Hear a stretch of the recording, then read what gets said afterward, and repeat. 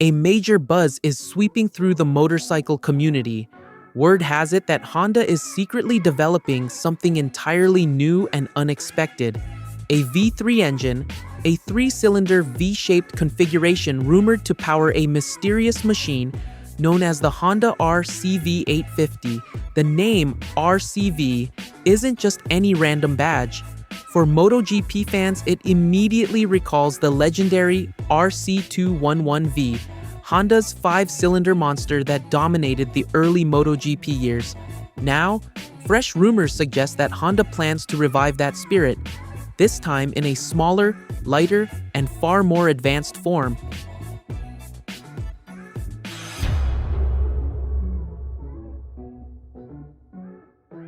According to reports, this newly engineered symmetrical V3 engine features a cylinder angle similar to the RC211V, promising smoother power delivery and reduced vibration. Such a setup would allow Honda to craft a slimmer motorcycle with a lower center of gravity.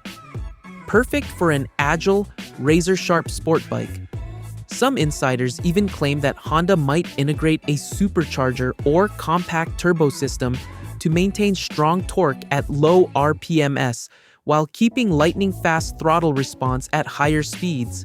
If this turns out to be true, it could mark one of Honda's boldest steps in road-going engine design in recent memory.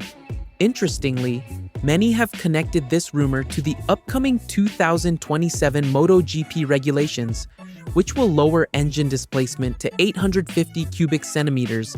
However, sources from Webike note that this project likely isn't for MotoGP competition, as the new rules still restrict race bikes to four-cylinder engines.